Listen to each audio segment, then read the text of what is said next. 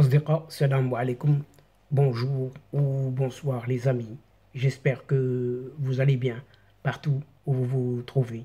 En tout cas, c'est ce que je vous souhaite pour les meilleurs de toutes les circonstances et de toutes les situations, bien entendu.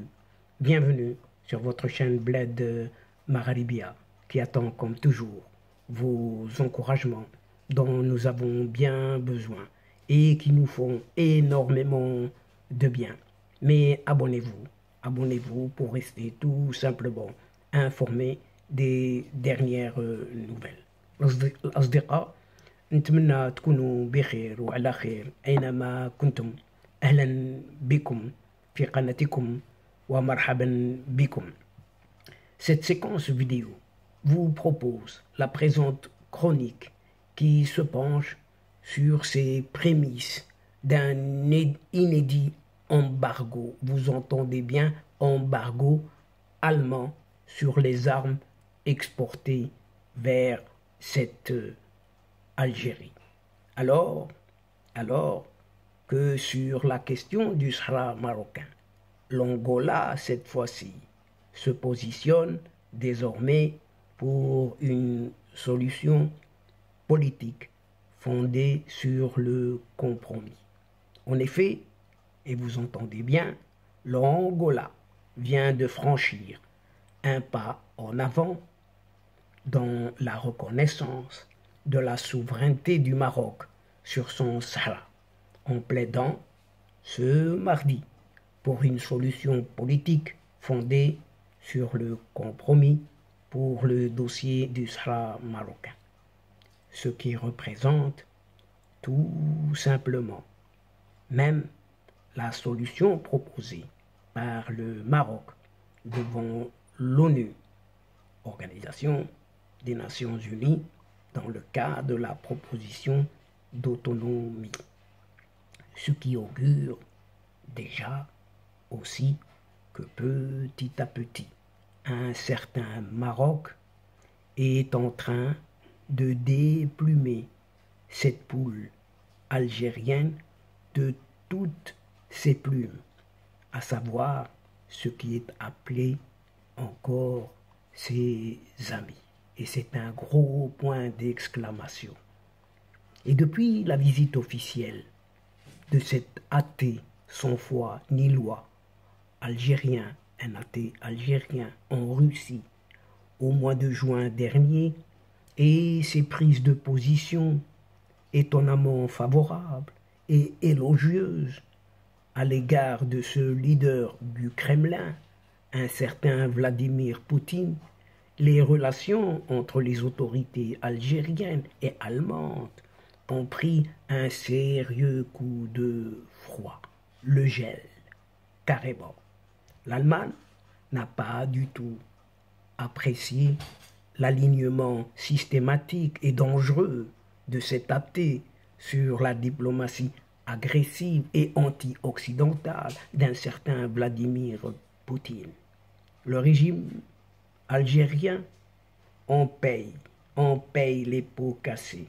Et pourtant, il avait habitué cette Allemagne et les autres partenaires européens à une conduite beaucoup plus neutre, si on peut dire, pour certains même impartiale vis-à-vis des conflits qui opposent cette Russie à l'Occident, a cette fois-ci suscité l'exaspération et les craintes des dirigeants allemands qui ont commencé visiblement à reviser leurs relations avec Alger pour contester cette adhésion de ces décideurs algériens à ce camp russe.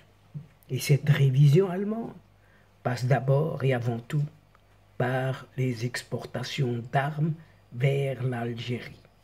Et ce régime algérien vient de prendre un inédit coup d'arrêt, d'après plusieurs sources sécuritaires algériennes même.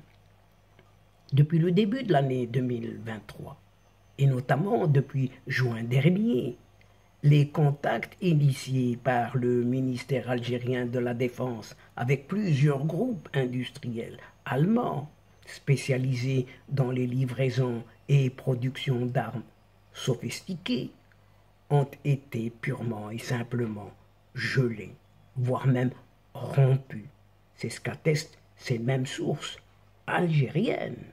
Les partenaires allemands ont pris soudainement leur distance vis-à-vis de cette armée algérienne et de nombreuses demandes de pourparlers, de négociations pour la conclusion de nouveaux contrats d'armes n'ont donné aucune suite favorable et n'ont pas suscité du tout de réaction au sein des milieux industriels d'armement allemands.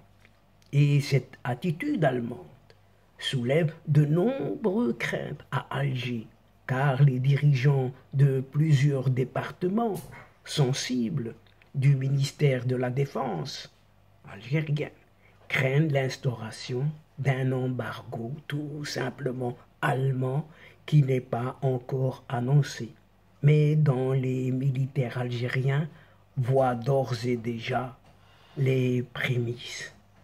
L'Allemagne ne souhaite pas visiblement fournir des armes à un pays qui est allié de la Russie et qui soutient ouvertement l'agression russe contre l'Ukraine. L'Allemagne, toujours, est d'ailleurs l'un des pays qui œuvre activement pour soutenir la résistance ukrainienne et le probable embargo qui se dessine, embargo allemand, ne manquera pas de faire des dégâts en cette Algérie. L'Allemagne, toujours, est devenue ces dernières années l'un des 3 fournisseurs d'armes de cet État algérien, si on peut encore le considérer comme État, notamment dans le domaine des forces navales, où la marine algérienne achète massivement du matériel made in Germany depuis 2013-2014. Et depuis 2017, l'Algérie figure dans le top 10 des plus grands clients de cette Allemagne en matière d'armement, rien qu'en armement. Et cette Algérie, qui est connue comme un client traditionnel des armes russes et chinoises, est devenue ainsi le principal acheteur d'armes allemandes au cours des 4 dernières années, a reconnu récemment à ce sujet le prestigieux Institut international de recherche sur la paix, ce fameux CIPRI, basé à Stockholm.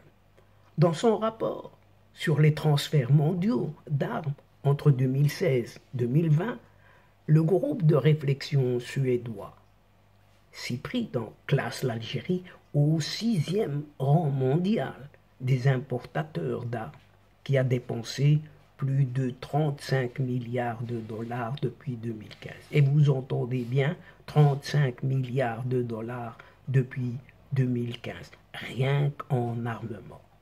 Face aux difficultés d'approvisionnement en armes auprès de la Russie, qui est embourbée jusqu'au cou dans le conflit ukrainien et qui peine à honorer les commandes de ses clients traditionnels, un embargo allemand qui se dessine causerait certainement de gros préjudices pour cette sécurité nationale en Algérie, en privant son armée de ce pays d'une autre source d'approvisionnement. C'est ce scénario qui alimente les pires angoisses des dirigeants militaires à Alger.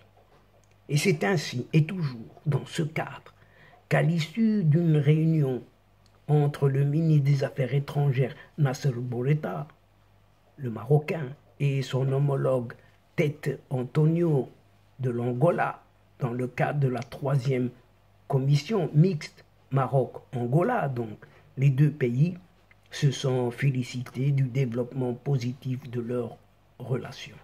Et dans un communiqué commun, l'Angola, qui fut pendant longtemps un bastion de la thèse séparatiste et soutenant une certaine milice du Polisario, a fait part de son appui pour une politique fondée sur le compromis, ce qui se rapproche de la position marocaine et élimine d'un revers de la main la thèse des séparatistes, promue par une certaine Algérie, qui consiste à un référendum impossible, obsolète, caduc, à appliquer de l'aveu même des Nations Unies. Et dans leur communiqué conjoint, le Maroc et l'Angola se félicitent du développement positif de leurs relations et soulignent un certain intérêt des deux pays à établir une coopération ambitieuse et fructueuse dans plusieurs domaines. Les deux ministres, marocains et angolais, ont souligné l'intérêt des deux pays à établir une coopération ambitieuse et fructueuse, notamment dans les domaines de l'agriculture, de la pêche, du tourisme, des mines et énergies, de l'éducation et la formation professionnelle, des infrastructures, de la logistique, de la santé et de l'industrie pharmaceutique. Ils ont également exprimé leur satisfaction pour le progrès accompli dans les différents domaines de coopération depuis la dernière session de la commission mixte de coopération tenue en 2013 et dans la mise en œuvre d'une certaine feuille de route de coopération présentée par le Royaume du Maroc à la République d'Angola pour la période 2021 à 2024. Les relations entre les deux pays, Maroc-Angola, ont connu une nette embellie ces dernières années grâce aux relations cordiales entre le roi Mohamed VI et le président João Lourenço, réélu en 2022 pour un second mandat. Les deux chefs d'État se sont rencontrés personnellement 2 fois, dont la dernière remonte à 2018, soit 1 an avant la pandémie du Covid-19, se sont rencontrés à Brazzaville, au Congo. Leur première rencontre s'est tenue à Abidjan en novembre 2017 en Côte d'Ivoire, donc en marge du 5e sommet Union africaine, Union européenne. Et à ce titre, l'Angola a salué le leadership du roi Mohamed VI sur la question de la migration au niveau africain et international et loue la vision du Maroc d'une Afrique émergente, stable et prospère. En tout cas, c'est ce qu'ajoute toujours ce communiqué conjoint. Les deux pays se sont par ailleurs mis d'accord pour appuyer mutuellement leurs candidatures respectives, renforçant ainsi un peu plus leurs liens en attendant la 4e session de la commission mixte de coopération maroco-angolaise qui se tiendra cette fois-ci en Angola. C'est tout simplement comme cela que petit à petit, un certain Maroc est en train, doucement mais sûrement, occupé à déplumer cette poule algérienne de tout son beau plumage, à savoir ce qui est appelé ses amis, tout simplement. Et donc, chers amis, mesdames et messieurs, nous sommes arrivés, doucement mais sûrement, à la fin de cette séquence. Et avant de vous fixer un autre rendez-vous, à une prochaine fois, Inch'Allah, en vous retrouvant avec un immense plaisir. Et comme d'habitude, n'oubliez pas de vous abonner, de faire abonner vos proches, vos amis, les membres de votre famille, ceux que vous connaissez tout simplement, pour recevoir les toutes dernières infos à travers les séquences vidéo de votre chaîne, tout en vous remerciant pour votre participation, de nous suivre jusqu'au bout. Mais n'oubliez pas de partager autant que vous pouvez, partout où vous êtes, et où vous pouvez le faire tout simplement. الأصدقاء وصلنا إلى نهاية هذه الحلقة، وقبل موعد آخر المرة القادمة إن شاء الله لا تنسوا الاشتراك لتصلكم الفيديوهات أخرى، ونشكركم على مشاركتكم للمتابعة. Nous sommes arrivés à la fin de cette séquence et le moment est arrivé juste pour vous dire au revoir les amis et à la prochaine fois Inch'Allah. أصدقاء السلام عليكم ورحمة الله وبركاته. مع السلامة.